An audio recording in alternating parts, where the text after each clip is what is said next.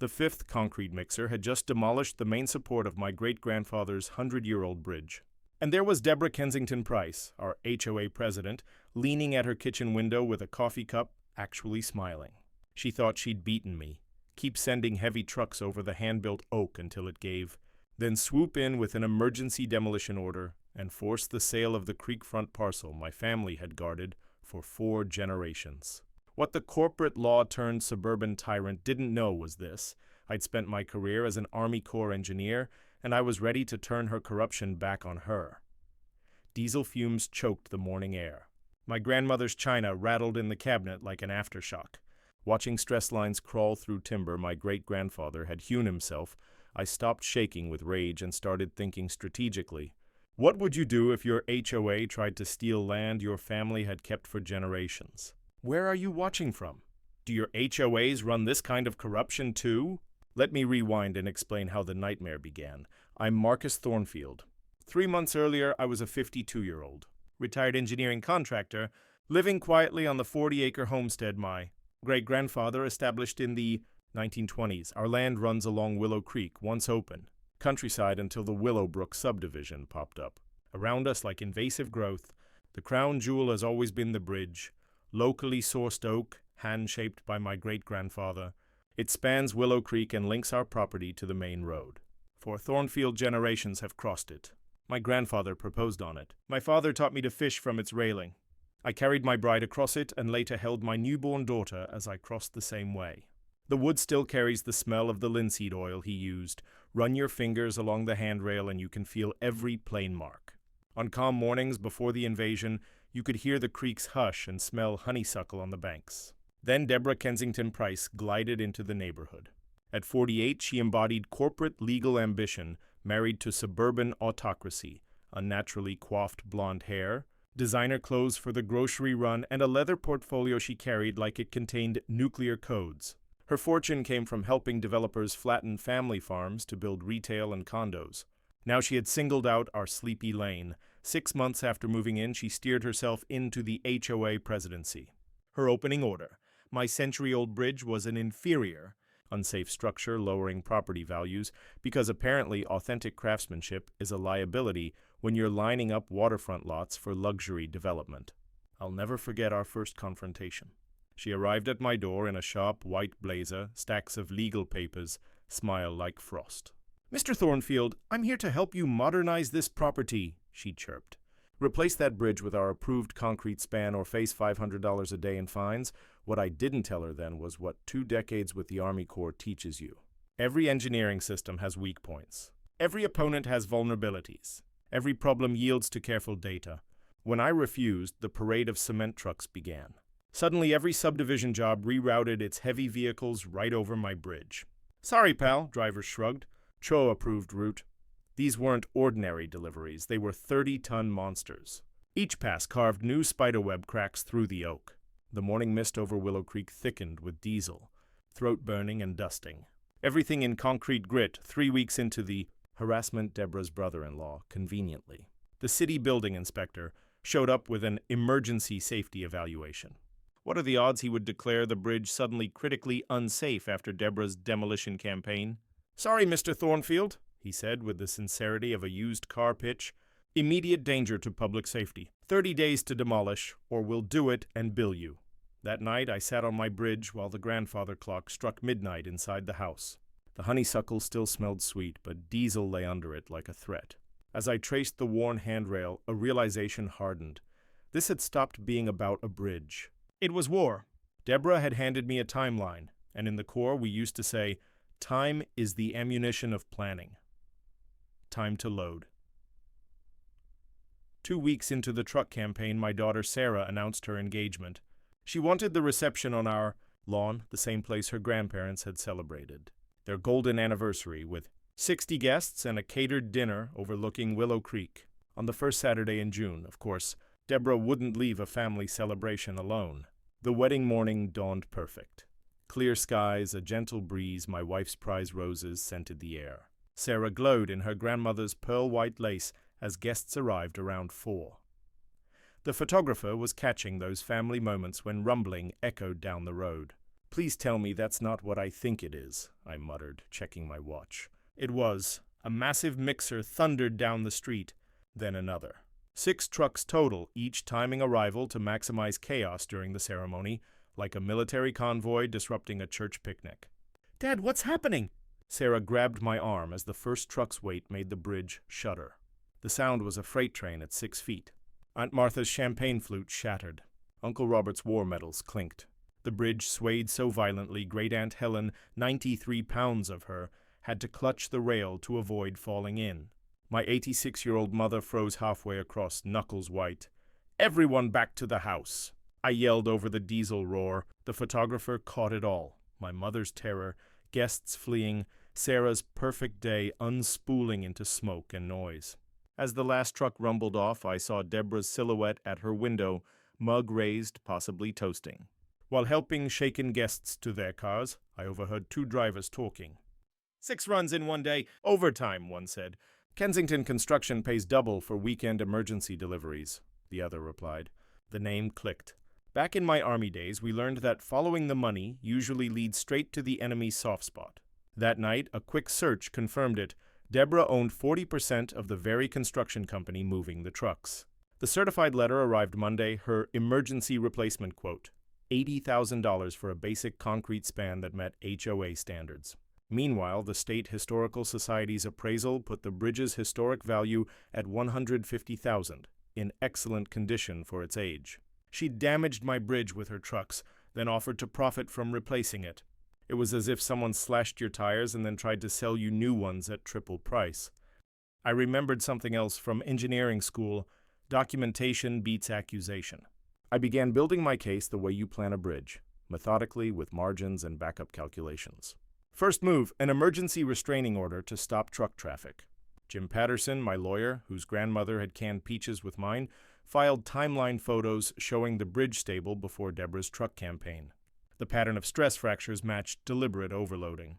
The temporary restraining order came down Wednesday. No more trucks across my bridge pending an independent evaluation. Thursday, I hired Dr. Amanda Rodriguez from State University. She arrived Friday with enough sensors and cameras to stage a launch and 40 years of bridge experience. Her early report vindicated me.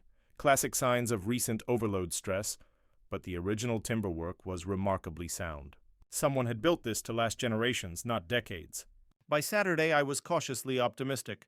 The truck assaults had stopped. I had professional documentation. The legal system was doing its job. Then Sunday evening, Jake Morrison knocked and handed me a printout that raised my blood pressure. Deborah's Facebook post, carefully crafted corporate language, cast me as a public menace.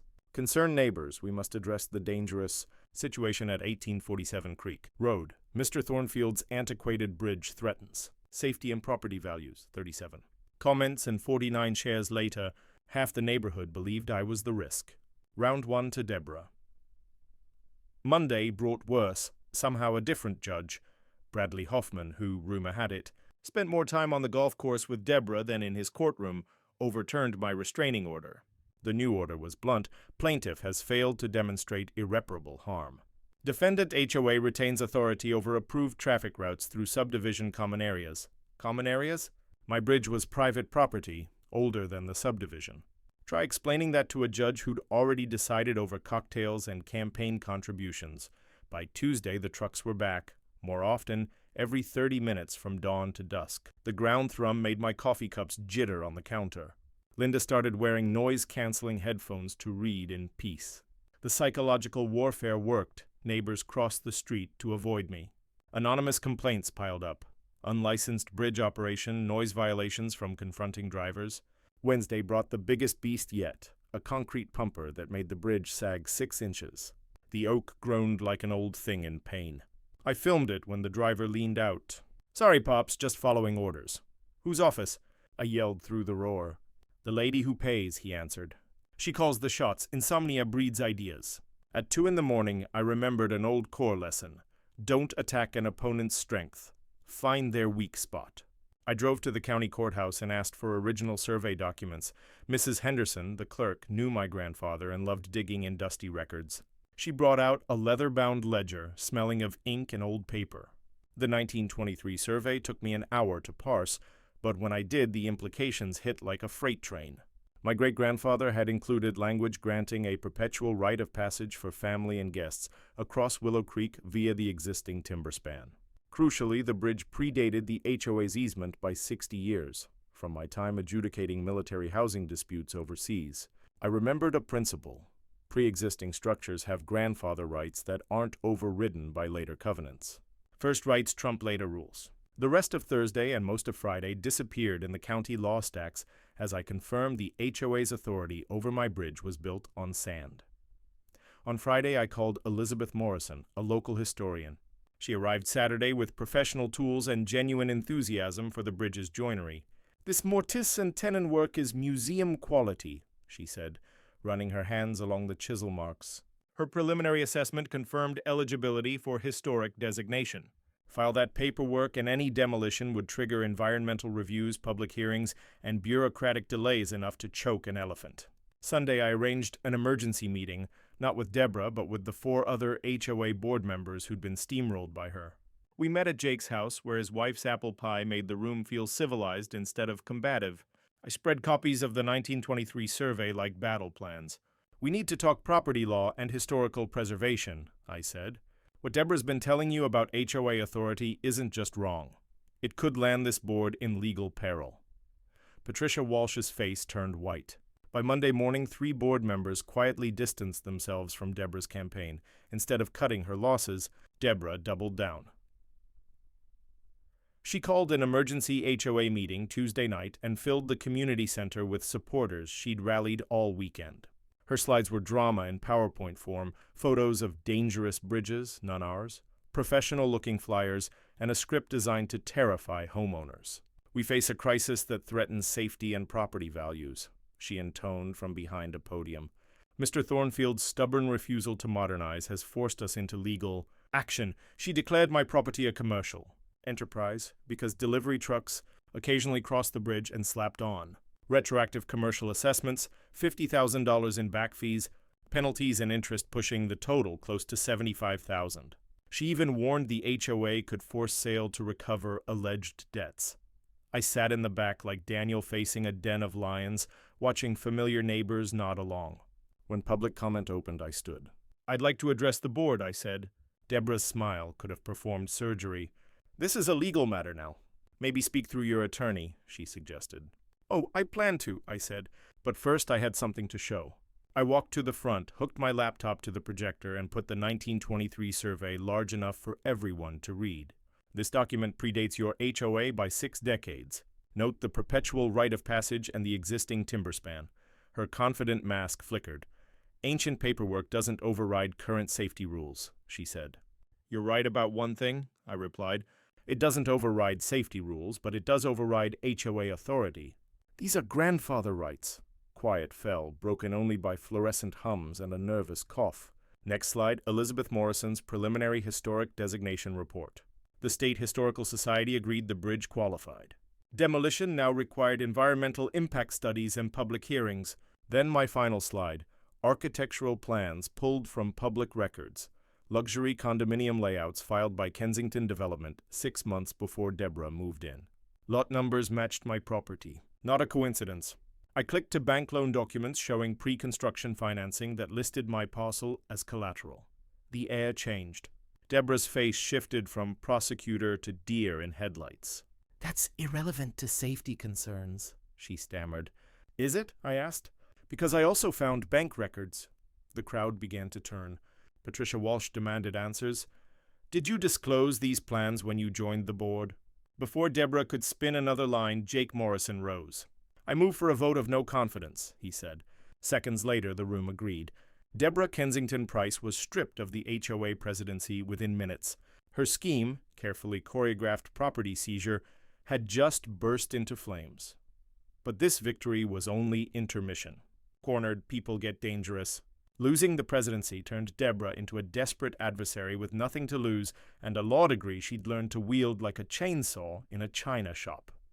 3 days after her public humiliation, I was in my workshop organizing files when Mrs. Henderson called with a discovery. "Get down here now," she urged. In the courthouse basement, she handed me a fragile, hand-drawn map from 1919. It traced Willow Creek's original course and, faint in red ink, marked detailed water rights boundaries. "See these dotted lines?" she said. "That's the original riparian boundary for your great-grandfather's parcel." Back then, owning land along a waterway often meant control of water access upstream. The map rearranged everything. If accurate and recorded, my family's riparian rights covered the creek system upstream.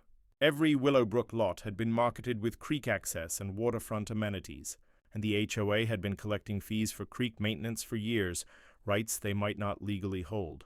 Mrs. Henderson's grim nod confirmed it. The subdivision had been built and sold on water access language that could be legally invalid. Under state law, these private riparian resources couldn't be taken by eminent domain, the way municipal utilities can. I called Jim Patterson in a hurry and spread the map across his conference table. His expression said it all. "Marcus, this is legal dynamite," he said. "If recorded properly, you could legally shut off water access to every property in the subdivision tomorrow. Retroactive fees, renegotiations, or lawsuits for unauthorized riparian use, this was the nuclear option. But we weren't raised to destroy innocent neighbors. We wanted accountability for the guilty and protection for our legacy. Can we use this leverage without becoming the villain?" I asked. Jim grinned like a chess master. "You don't just hold leverage, you own the board." I cleared the workshop like a general preparing for a campaign. Maps, surveys, and engineering reports spread across every surface. By noon, the core team assembled. Jim for legal, Dr. Amanda Rodriguez for structural testimony, Elizabeth Morrison with historical documentation, Mrs. Henderson with old records. We looked improbable, but we had something Deborah never expected, a century of documentary truth. Our plan had 4 tracks. Legal, file a quiet title action to clarify water rights and demand an audit of HOA finances. Public relations, time the historic and water rights revelations with media outreach. Technical, Dr. Rodriguez would show the bridge's structural integrity and argue how a concrete replacement could be less safe given local soils and flood patterns. And the trap, document every move Deborah made from here on so she could dig her own legal grave. We prepared for 3 weeks. Trail cameras, duplicate documents locked in fireproof safes, rehearsed testimony, witness coordination. The Historical Society agreed to send photographers. The local paper promised coverage. Channel 7 said they'd come if we guaranteed a newsworthy story. The plan felt righteous and surgical. Go too hard and you hurt innocents. Go too soft and Deborah slips away, Jim warned. We aimed to be precise, but Deborah didn't wait. She filed 3 lawsuits: slander for the public meeting, a public safety claim about my bridge, and an emergency demolition demand. Then my trail cameras captured damning footage. Stephen Walsh, Patricia's husband who'd remained loyal to Deborah, creeping around the bridge at 2:30 a.m. with a toolbox. He loosened support bolts, drilled small holes in critical joints, methodically sabotaging the structure to manufacture the emergency Deborah needed. They were making the bridge dangerous to prove it was dangerous. The fallout escalated. Anonymous blog posts painted me as an unstable veteran. Fake accounts, character assassination, whispers about my military service and finances. Deborah's campaign hit personal targets too. She demanded to inspect my wife Linda's banking records at her workplace, suggesting loan irregularities. Linda, who'd served at the bank 15 years with an impeccable record, came home shaken. Going after my wife crossed a line. Then came the forged demolition order. I was reviewing repair estimates when heavy machinery rumbled up. A county demolition crew set up with paperwork that looked official. "We have an emergency demolition order for an unsafe structure," the crew chief told me, showing convincing forgeries. Deborah had clearly spent serious money faking permits. I called Jim and the real county safety office. Meanwhile, my trail cameras caught Deborah's Mercedes parked a few blocks away. She was watching the show. County sheriff's deputies, real inspectors, and a furious crew arrived within the hour. The crew chief told the sheriff they'd been paid cash and promised permits. They would never have taken the job knowingly. Then an EPA call. Rebecca Martinez from the State Environmental Protection Agency wanted to inspect my property over unauthorized development, plans near protected wetlands, Dr. Sarah. Rivers salamander habitat. Documentation was suddenly federal business. Deborah's condo dreams were colliding with real environmental laws. Sunday night I watched the creek at sunset, feeling the bridge solid under me despite everything. But at 2 a.m, Jim called, "She's not waiting for the town hall." I jogged down and found a full demolition crew working under portable floodlights with Deborah directing like a battlefield commander. "Stop right there!" I shouted. The excavator operator produced another forged order claiming the bridge had collapsed and posed immediate environmental danger. Deborah intended to erase the evidence before the town hall. No bridge, no preservation case, no proof of her truck's damage. She'd miscalculated. Weeks earlier, I'd secretly installed hidden steel reinforcements. The excavator's first blows sent up sparks. "This wood's got steel inside it. How is that possible?" the operator muttered. The attempted illegal demolition turned into a spectacle under bright lights and curious neighbors. Jim had called the sheriff and Channel 7. Live television caught the illegal operation. The operator refused to keep tearing at a reinforced structure on camera. Deputy Rodriguez arrived and asked for permits. While Deborah flailed, I played the trail cam footage of Stephen Walsh loosening bolts. The assembled crowd watched the conspiracy play back in HD. By dawn, Deborah was being read her rights on live TV, charged with attempted destruction and document forgery. Her 2-year property seizure scheme had collapsed in front of the neighborhood she'd been manipulating. That night's arrest made the town hall the hottest ticket in county politics. By 7 that evening, the community center was overflowing. News crews, county supervisors, and neighbors who'd been misled for months. Interim HOA President Patricia Walsh called the meeting to order. Deborah sat in the front row, flanked by lawyers, bail posted, coiffure intact, eyes calculating. I stood and connected my laptop to the projector. The screen filled with the 1919 water rights map, the 1923 survey, Kensington's condo plans, loan documents naming my land as collateral, and the trail cam footage of Stephen Walsh sabotaging the bridge at 2:30 a.m. "What you're looking at," I said, voice steady, "is evidence of a criminal conspiracy to defraud this community." County Attorney Michael Torres stepped forward with confirmation. The Thornfield family held riparian water rights dating to 1919. The HOA had been collecting fees and selling amenities it never legitimately controlled. 15 years of fees based on fraudulent claims, property values inflated by amenities that didn't legally exist. The room swallowed that. Environmental Inspector Rebecca Martinez confirmed federal wetland protections and violations in Deborah's plans. The sheriff produced warrants tied to forged documents and attempted destruction of private property. Deborah protested she'd protected property values, but the architectural plans and bank records showed she'd planned condos on my land long before. She moved in using construction loans secured by a parcel she did not yet own. Fraud, bribery, conspiracy, everything we documented played out in public. When the handcuffs clicked again that night, the room breathed. Jake moved for the HOA to apologize, drop all bridge actions, and fully cooperate with investigations into financial irregularities. The vote passed unanimously except for Stephen Walsh, who was busy consulting counsel. As neighbors lined up to apologize, I shook hands with people who'd once believed Deborah's lies. The truth has a way of clearing fog. Outside, under stars, I watched the saved bridge and the last news vans pack up. Justice arrives slowly, but when it comes, it tastes sweeter than revenge. 6 months later, I sat on the same rail teaching my grandson to fish, the same oak that had hosted proposals, weddings, and births. The morning mist rose as it always has, but now it carried honeysuckle and restoration rather than diesel and deceit.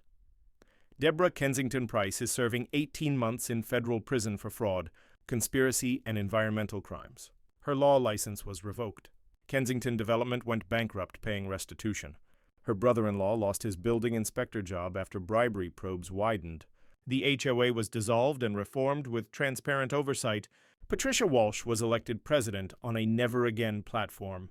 3 months after the trial, the bridge was placed on the National Register of Historic Places. The ceremony drew the governor, preservation officials, and a documentary crew chronicling grassroots resistance to HOA abuse. The consequences rippled outward. I created the Heritage Bridge Scholarship at State University's Engineering School, funded by the fraud settlement. The first recipient was Maria Santos, whose family had faced foreclosure over manufactured HOA violations. Dr. Sarah Rivers' Salamander Research received federal funding, and our creek became a model conservation success. We launched Bridge Day festivals, preservation workshops, and Know Your Deed sessions so new homeowners can research property rights before signing HOA contracts. I started helping families fight HOA overreach in other states. The legal precedent we set has been cited in numerous cases. Linda jokes that retirement kept me busier than my military years, but she's proud. Our marriage strengthened, and she became the unofficial coordinator for our HOA reform efforts. Sarah and her husband moved 2 blocks away, so their children can grow up in a neighborhood that learned how to stand up to bullies, even ones with law degrees and corporate backing. If you've survived your own HOA nightmare, drop your story in the comments. I read everyone. Some fights need daylight. If you like seeing neighbors stand up and karma catch up, hit the like button and subscribe for more HOA stories. Sometimes the best defense is remembering where you came from and protecting it for those who will come after you. From all of us at HOA Stories, thanks for watching today's HOA Karen Meltdown.